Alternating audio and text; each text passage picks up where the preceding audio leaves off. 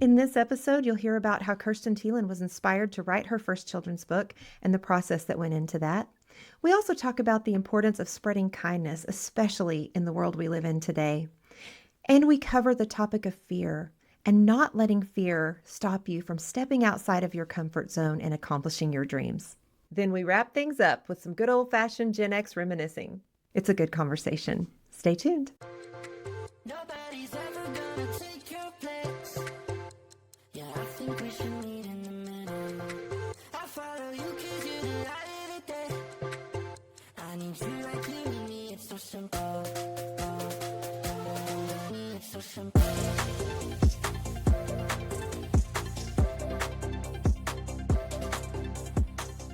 Welcome back to the Gen X Juggler Podcast. I'm so glad you're here, and I'm so excited for you to meet today's guest. I have Kirsten Telan with me today. She is someone who's passionate about shaping young hearts through powerful stories. Kirsten Telan is the author of the children's book, A Tale of Two Dogs, a story that teaches children about kindness, courage, and the beauty of our differences. She's also the voice behind the blog, The Confetti Effect, where she inspires people to lead with love, step outside of their comfort zones, and raise kids rooted in compassion and character through the 9 fruit of the Spirit attributes. The goal of her children's book and blog is to encourage, educate, entertain, and inspire. And she definitely does that. Welcome, Kirsten. I'm so happy to have you today. Thank you so much, Deb. Brings me so much joy. This morning, I'm going to be on this podcast with Deb, Gen X Juggler. So thank you. Oh, the pleasure is all mine. And it's so exciting that you've recently released a children's book. It came out on September 2nd. Is that correct? Yes. Pub date, September 2nd, 2025. Yes. How does that feel? It has been 3.5 years in the making. And what a journey that I had no idea I was about to embark on. I didn't realize that becoming an author is having your own startup business. It's very entrepreneurial. Mm-hmm. And I've been pushed out of my comfort zone. Like I can't even find my comfort zone anymore. It is just technology, websites, domain names, Microsoft Word, MailerLite, newsletters. It's been unbelievable. I'm so excited for you, and I definitely understand what you're saying about being kind of pushed out of your comfort zone through the requirements of technology these days. Yes. We were not raised with this stuff. It's like speaking another language. It is. And I'm thinking, in a way, being an 80s lady has helped me so much in this process because we embrace the mundane. We understand routine. Yes. I was taught to get up and make my bed every morning. I was taught to just routine schedules. I kind of have an affinity for that and the monotony. And it's just behind the scenes grind when nobody knows what you're doing, the challenges, obstacles. I think the first rule of thumb is never tell anyone you're writing a book. Oh, yeah. And why do you say that? I was at a global leadership summit a few weeks ago, and I learned just a lot of great leaders and motivation, inspiration. But they said that 82% of the people in this world would like to write a book, and less than Mhm. 1% do it because they're dreams and there are goals. And then sometimes you don't feel like you're good enough or capable, or you don't have what it takes. And so Mm. there's a lot of leap of faith in there too. But it's all the behind the scenes that people don't see you do. And if you start telling people you're going to write a book or what you're going to lose 30 pounds or you're going to do, and then you don't do it, it's hard. So my publisher had given me great advice and just said, just do things that nobody else can see you do, the challenges, the hard work, push through all that, but embrace the mundane and the routine, and every day just try to get 1% better. So that is what I'm trying to say to myself, just 1% better, Kirsten. You can just do one new thing each day that maybe scares you, like this podcast. Oh. But in a good way, So I just try to push myself and challenge myself out of my comfort zones. And I've noticed you talk a lot about encouraging people to get outside of their comfort zones. You obviously did that and have stepped way far out of your comfort zone. What do you see as the value of stepping outside of our comfort zones? Especially in midlife, we've created a lot of comfort zones by now. Deb, I know. I was in a school system working for a sweet elementary school for over 15 years. It's where my children went to school, and then they graduated from that little elementary school, and I continued years later. Um, but change always scared me. I was there for 15 years. I don't regret one moment. But I remember at that point in my life, after that 15 years, I needed to leave. I just knew it was time. It was so scary. And when I did, I'll never forget the next day, I got up. I was in a routine, being in a school routine with the bells ringing and classes and mentoring. I did admissions there, did a little bit of everything. But it took me about 3 months to stop hearing the bells ringing. I would be going for a walk and I would think, marketing meeting. Oh, no, lunch, carpool, admissions meeting. And it took 3 months for me to slow down. But what happened is creativity started blossoming. I Mm. writing. This is when I started writing in 2018. And one day I went up to a coffee shop and I sat in there for about 8 hours. I had no idea. I could have been in there 10 minutes. And I wrote about 4 articles. I was writing articles on reinventing yourself. I was writing articles on forgiveness, boundaries, and that's pretty vulnerable, and vulnerability, because I wrote all of this and then I thought, am I even a writer? We put labels on ourselves. Hmm. Does this mean I'm a writer now? No, I felt so self-deprecating, which I can do very well. And I'm trying to break that cycle. But then I started the confetti effect because I love just spreading kindness like confetti. And that is my mantra. And it's the whole premise of my book, A Tale of Two Dogs, is to encourage, inspire, educate, and entertain. So the confetti effect blog, I think that was born first, and that was trying to inspire people to go and do and have a purpose and show kindness to people. But it's nothing that you have to come together in a board meeting and have to talk to 10 people to figure out. It's just you and I just walking out our front door and going and cutting a bouquet of flowers. And I tend to do that each day out of my garden, some pretty weeds, but Hmm. ferns out there. There are palms, there are little zinnias, there are pentas, and I cut them and I put them in a little vase and I tie a bow around them with a little scripture verse or an encouragement, and I just put them at a random doorstep. It's going and doing. And we don't need to get permission from anyone to do this. We just need to go and hold the door open for somebody. And we started while we are traveling. We call it our traveling good. We get in our van and we go and we do. And we leave scripture verses in books in little consignment stores, in little on bookshelves. Hmm. We buy the person's coffee standing behind us. We are at a restaurant and there's a cute couple that just came in and we start talking and they're celebrating their second wedding anniversary. Oh, let's send them dessert at the end of the night. So we like to do these little things that bring us so much joy, but we're hoping that it brings others and then they pay it forward. Yes, and I'm sure it does. And I love how it requires paying attention to those around you. Yes, being present, being in the moment and adding in Yes. and value to other people's lives. Yes. And I think that if if we saw that, I'm not going to almost said if more people had that attitude, I don't know that they don't. I think it's hard to step out in any way. I would say more people think that sounds great and would love to do that.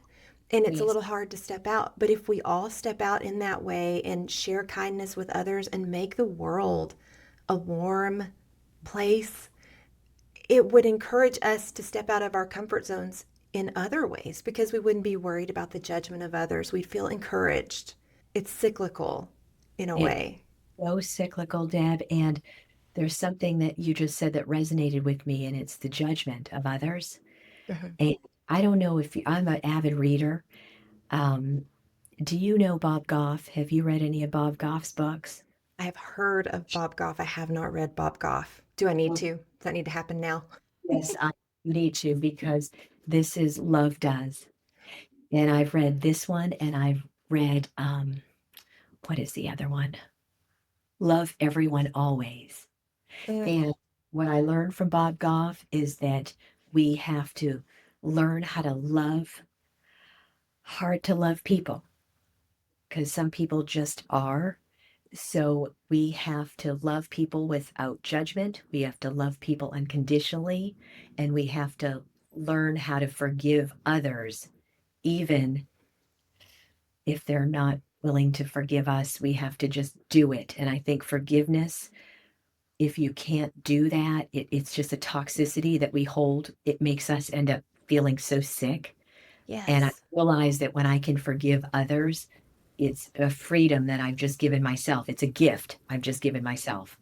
And we just, so this is what I've learned from Bob Goff. When we forgive others and when we start looking at other people through a good lens, it also comes back to us and we start Yes. seeing ourselves even through a good lens. It feels so much better to love than it does to carry a grudge. Wasn't it? And when you smile at someone in the grocery store and they smile back, you've just gotten a smile. It's Exactly. just, like you said, it's the confetti effect. It just goes out into the world and sprinkles on everyone around you. Like that smile in Publix. You're walking through the grocery store. You don't know if that person has just been laid off. You don't know if Mm, that person has just been served divorce papers. You don't know if that person has just had a cancer diagnosis. So when I run into people that may look a little rushed or upset or maybe aren't very kind, I always think of those three things in particular and just say, smile, smile, smile, and just be kind because you never know what somebody else is going through. So, that's so true. And that is, I think both sides of the coin are a learned behavior as we grow up, either approaching the world with kindness and getting a lot more kindness back, honestly, from that approach, approaching the world with character, or approaching the world from a negative point of view. That all starts when we're little and what we're picking up when we're little. And I know that one of your big goals with writing your book is to encourage character and encourage the fruit of the spirit in our kids. yes, yes, Deb. I I don't know if you would want me to tell you a little bit about the premise of A Tale of Two Dogs. Yes, please. I would love to. A Tale of Two Dogs was birthed out of our little Shiba Inu, Mochi, and our little pug, Murphy. And we were pug centric people several years ago. We had two pugs. They passed away during COVID. And so we Mm, decided to get another pug because why not? And we got little Murphy. And then we did something different. We bought a Shiba Inu. My son lived in Japan for a little bit, and the Shibas are like the golden doodles of Japan. They're everywhere. And so my son said, I'd love to get a Shiba. Well, we didn't know much about this breed. We learned that they can be independent, they can be aloof, cat like, if you will. So we brought this little Shiba, Mochi, in the house with little Murphy the pug. And we got them within a month of each other, and they've been raised together. They're 5 years old now. But for the first year, I started observing them, and our pug was not doing pug like things.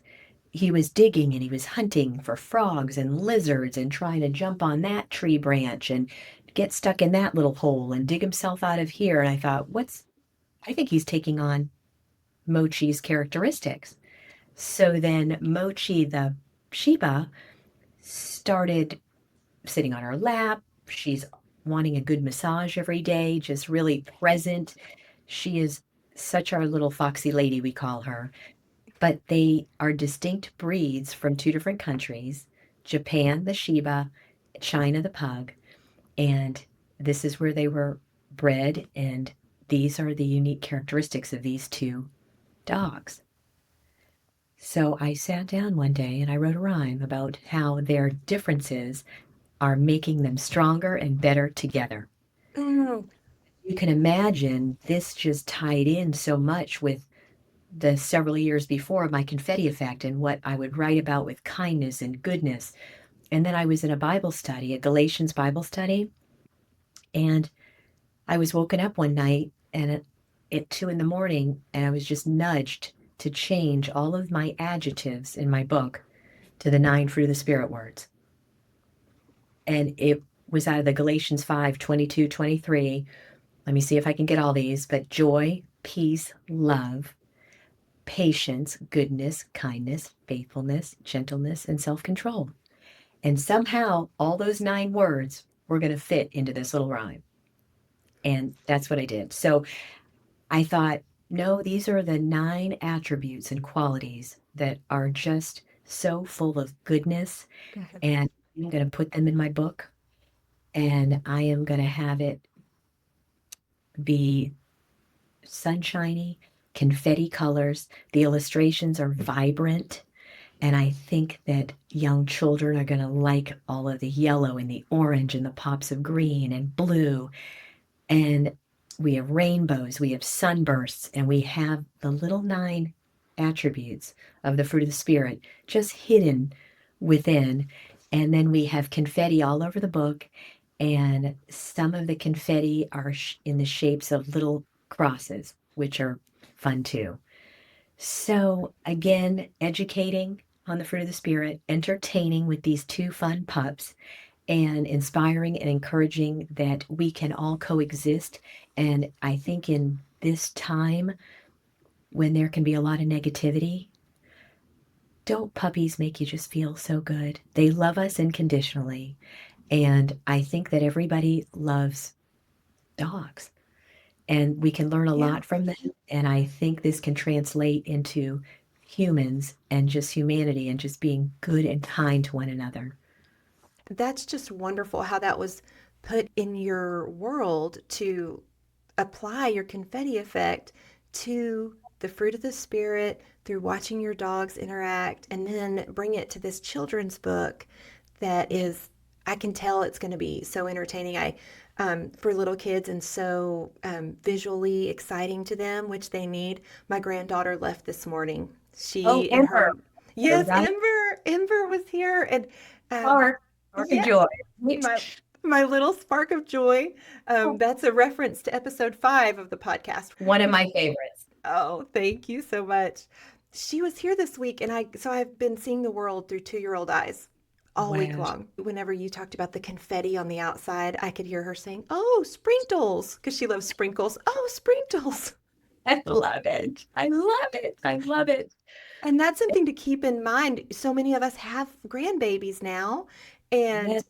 this could be a great Christmas gift, a great birthday gift as we're moving into the holiday season, so I've got Christmas on the brain.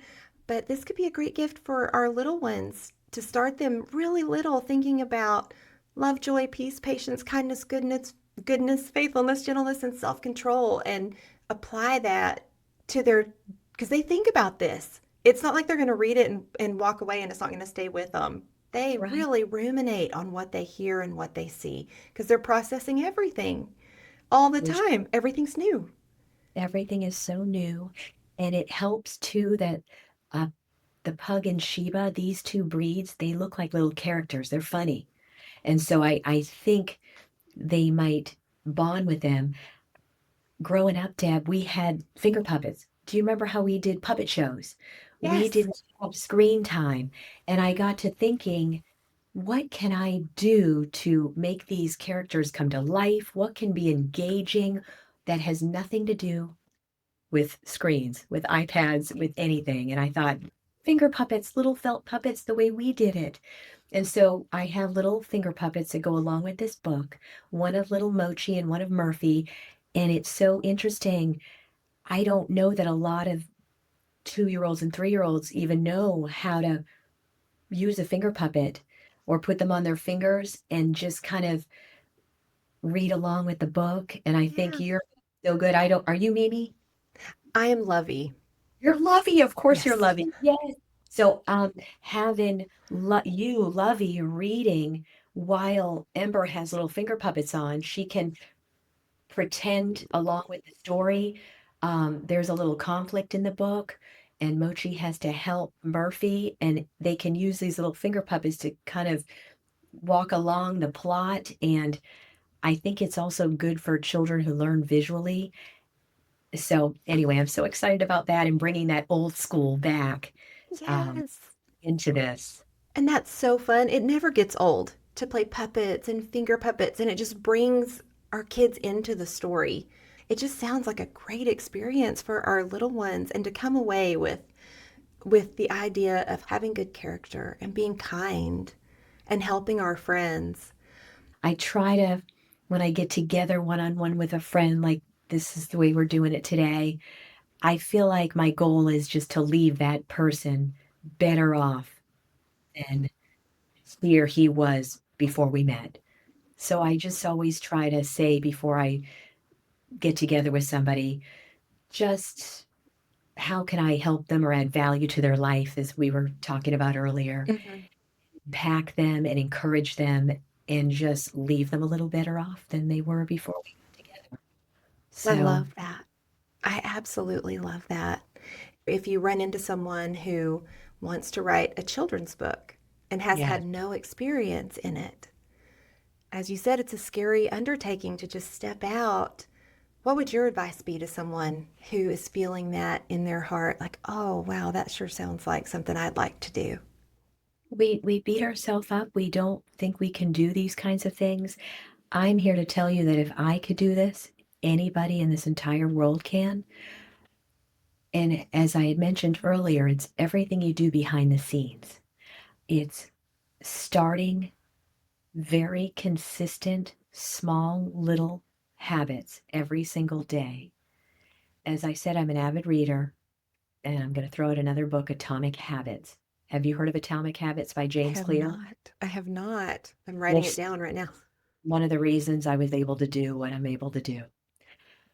It is, it's small, tiny, consistent habits every single day that will allow you to accomplish and turn those dreams into reality. So, Atomic Habits is not so much about goals, because New Year's resolutions, they say 95% of the people that make them, the second Sunday in January, I think it's called Quitter's Day. Yeah. You don't, you quit. And the core idea is just, as I said, small, consistent change. And so, not so focused on goals. For instance, my goal is I want to run a marathon. Atomic Habits would say you have to be more system oriented. You have to identify who you are. I'm a runner. Oh, okay. So, this is what resonated with me. My goal, I want to write a children's book. No, I had to identify and relabel who I am, and I had to say, I'm a writer. Do you see the difference there? I'm Yes. writer is attainable because every day I'm going to try to get 1% better and write and learn and sharpen my vocabulary and read and go research, go to sit in a library for 4 hours, go look at other children's books, look at illustrations, look at the way they write them. I'm a writer. So it took me several years to understand that I am a writer, because I that's love that. huge to say that. It's scary, it's bold, but we have to be bold in what we do. So atomic habits are compounding little, everyday, consistent, had good habits and getting rid of the bad ones. So that is really was my little secret to how I approach, try to approach each day. Yeah, it makes it feel attainable. I think so often in life we look at the people who have succeeded at things. We don't see the behind the scenes work. We don't see how they felt when they were like put their head to the pillow at night, when their confidence waned, or when they questioned the direction they were going in. We think, oh, that's a writer. Those people who are up there, who have the Yeah. names on the spines of books. But the truth is, if you're creating with words, you are a writer, and it's okay to say that. It is so okay to say it. I was almost embarrassed to say it because it was like, who do I think I am? Oh, Right. I'm a writer. And I said it out loud a few weeks ago to somebody when we were at a conference and they said, "Oh, what do you do?" And I said, "I'm a writer." Okay. So also humility, be humble, I think is the number one piece of advice I can give to anybody Mhm. because when there is timing with all of this as well, but when I wrote the rhyme, my I put it away on a shelf for over 2 years, Deb.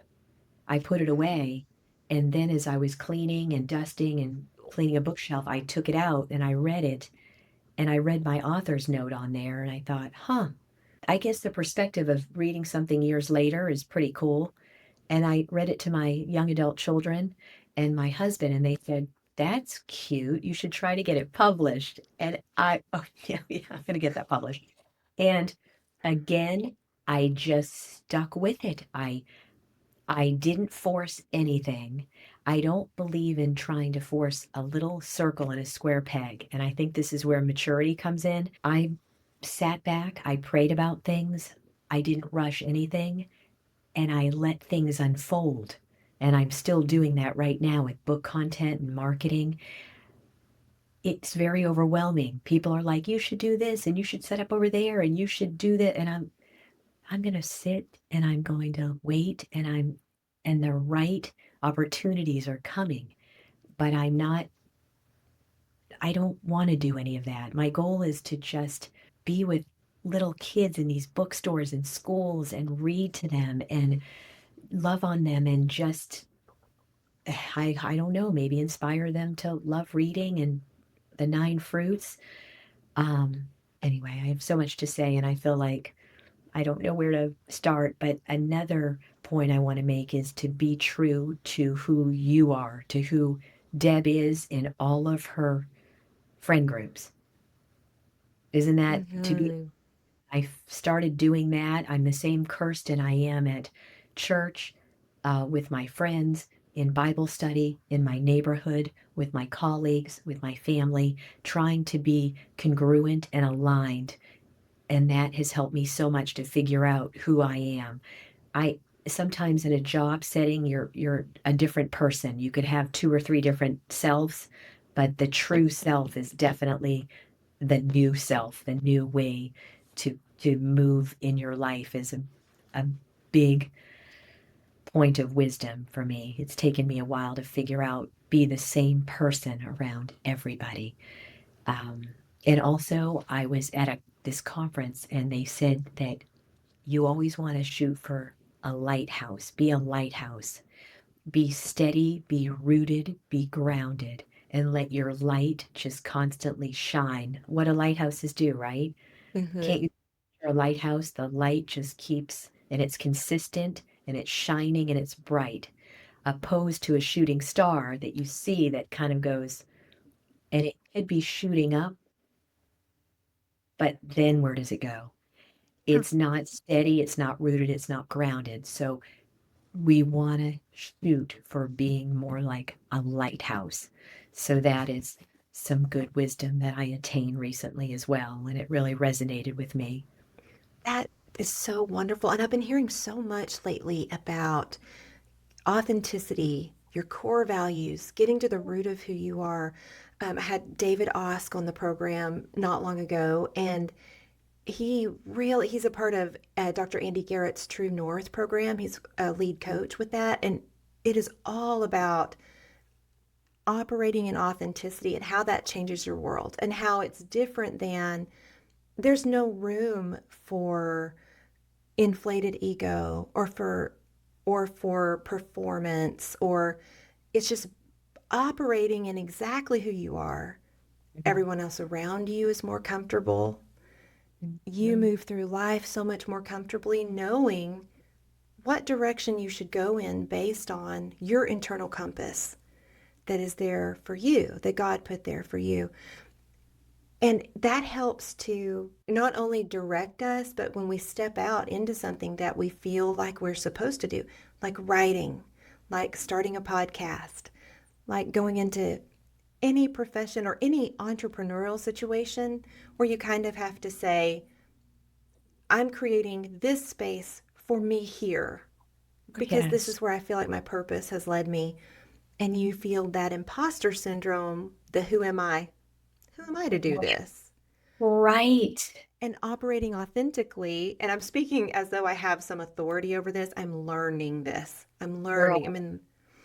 I'm in the process of gaining all of this. But just saying, you know what, there's room for all of us. If you're called to a space, if you're given certain gifts, act on those in humility and in diligence. Yes. And it's our uniqueness that makes room for all of us, which That's I so think is awesome. that is so true, Deb. And what I have really, really run with is growth mindset learning, Mhm.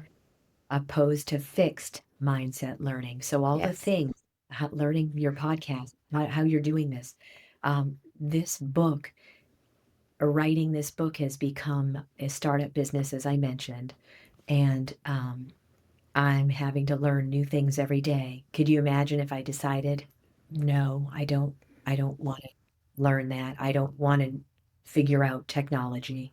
Mm. Um, I don't want to figure out how to submit this to a publishing company, which was a leap of faith. And just, I talked to some friends who gave me some advice, and I just decided to go with it and submit it. And I took months to do it, and my husband finally went, "Submit," and I was and I if he didn't submit it, it probably wouldn't have gotten submitted.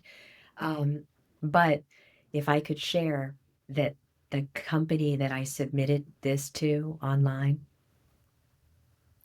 they got back to me within a week, and the publisher said to me that we are not taking new authors at this time. We are trying to work on the authors that we do have and help them market a little bit more. Mhm. However, my friend who is with this publishing company in New York City, I have put him on this email thread with us, and I recommend publishing this because I find it delightful.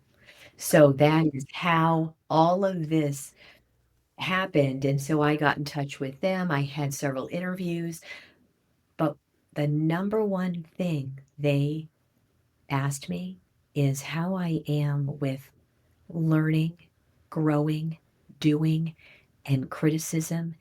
And I said, I'm 100% at this because they said that somebody that is willing to learn this process, it is an entrepreneurial journey.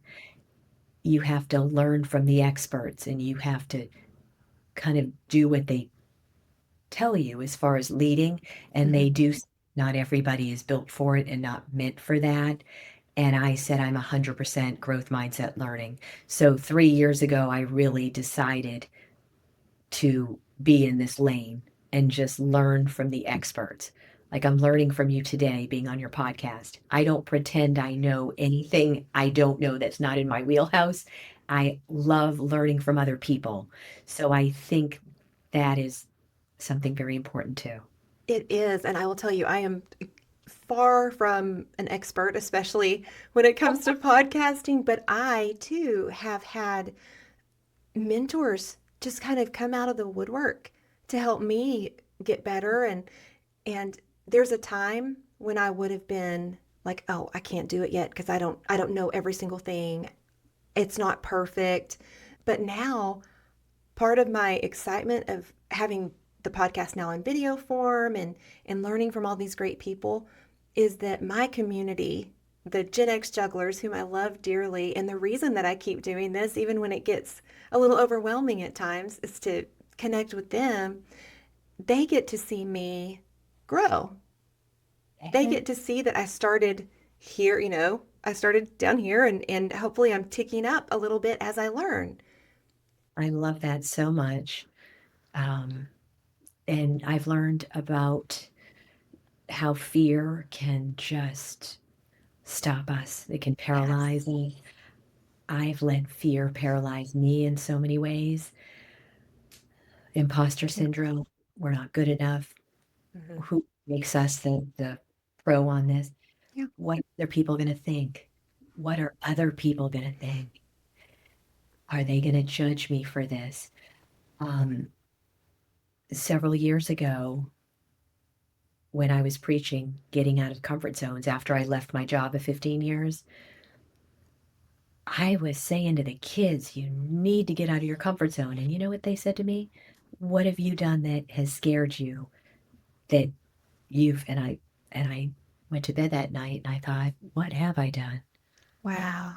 And then they challenged me and they said, why don't you do something that you've always wanted to do, but that has scared you and terrified you? And do Love you it. know what that thing was? Acting classes. I always wanted to take an acting class, but I was terrified to do it. And I did some research. Next thing I know, I'm in a 3-month acting class every Monday from 6 to 9 p.m. I went down there. It's all improv. There ended up being 17 of us in a class. I was the oldest. And it absolutely, it was terrifying.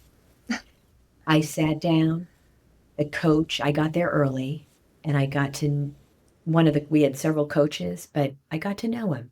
Mhm. But he started coming in the 20s, sometimes the 30s, the 40s. And I just loved everyone. They were so youthful and I felt youthful being around them. But the class started, and this is what he said. It hadn't even been 10 seconds. And he's like, all right, Kirsten, get up there. And there was a little stage, and we're all sitting around in a circle in our seats. He said, you are the stepmom to Jennifer, get up there. You are a recovering alcoholic. Your stepdaughter came in late from a night out. She doesn't get along with you. Go, do, act that scene out.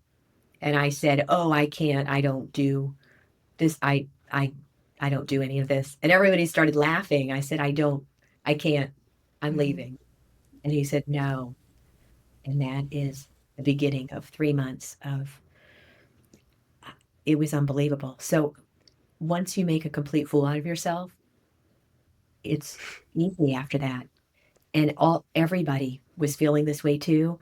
Yeah. But this is what I did for 3 months.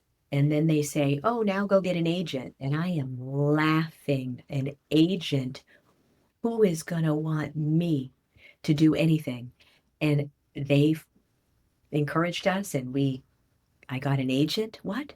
And then I get a call from the Home Shopping Network and they want me to do a skincare line. So I did that for a year, going down to the Home Shopping Network headquarters, which is right in Clearwater, St. Pete. I'm in Orlando. And this is what I would do. And I would be on that set, and there are lights, and there are green lights and red lights, and go, and you need to show the product, and what do you need to do?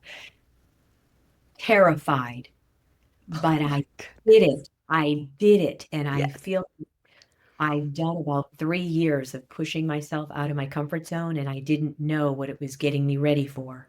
So here we go with writing this book, creating a website, book content, marketing, lead magnets, coloring pages, a devotional. So it's really been, and I'm sorry if I'm talking too much, but I No. inspire people to go and dream, but don't let fear just let you have these dreams, and that's what they are. They just sit as dreams. Yes. Let fear motivate you in a healthy and a good way. We got to turn that around, right? Because a little bit of good fear, we need that, right? Yes. So, Fear and excitement are very closely linked. And when you can interpret your fear of stepping out into an excitement of what you don't yet know, the future you haven't yet realized but you're heading toward, it can be pretty fun. yes, I so appreciate you coming on today. And your blog is called The Confetti Effect. yes. Tell us where to find you online. If you go to KirstenNelsonTelan.com, that is my website. So www.KirstenNelsonTelan.com. And my blog is on there. I moved everything to one place.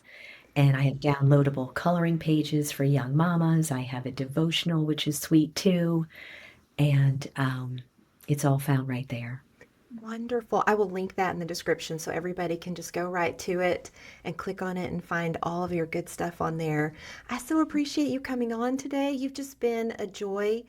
Are you up for answering the Gen X question of the day? Love it. What was the first concert that you attended and what do you remember most about it? Rick Springfield. No, you didn't. Jesse's girl. Jesse's girl. I Um, love him. I love him so much. You know that he is in his, I think he's 78, 80. We need to ask Siri. We just saw him 3 years ago. And I don't know what Kool-Aid water. He's Aussie. He looks exactly the same. But I was in ninth grade. My mom dropped me and my three best friends off at the little performing arts center down the road. And Rick Springfield, he was magnificent. And then 3 years ago, saw him again, magnificent. And we all remember him on General Hospital. And so anyway, that was it. Yes. How about Oh, you? Your first concert?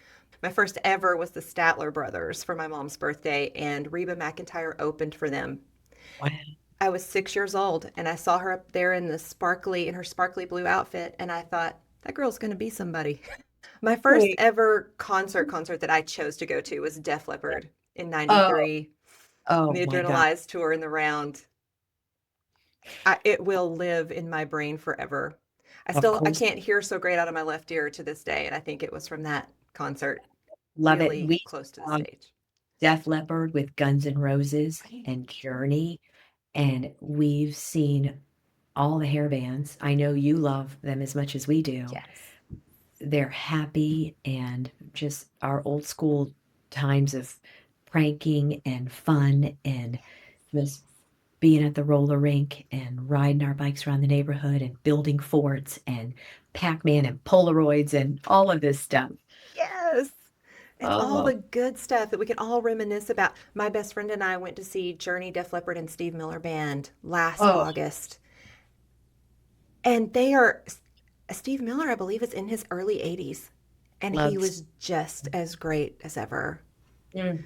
There wasn't quite as much standing up, there was a lot of sitting down, but you can see Well, better that way. But it was really fun. It was a good time. I Yeah. love it. There's nothing like being Gen X. There's Nothing at all. being Gen X, Deb.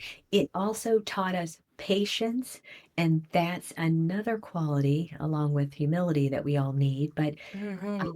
wait for the beep. We always had to wait for the beep, leaving messages on our friends' message machines.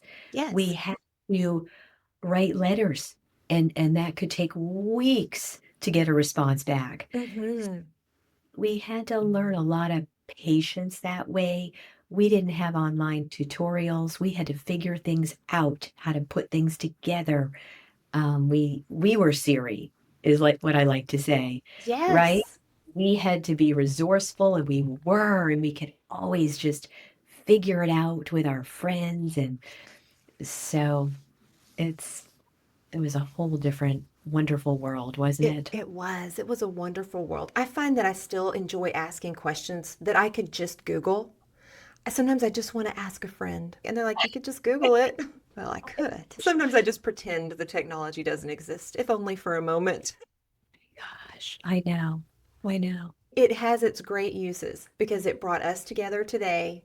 It brought your book into the world and brings people to you to find all of the good stuff you do. You are a blessing, Kirsten. Deb, thank you so, so much. I feel blessed by this conversation that we had today. Nobody's ever gonna take your place. Yeah, I think we should meet in the middle. I follow you cause you're the light of the day. I need you right here with me, it's so simple. It's so simple.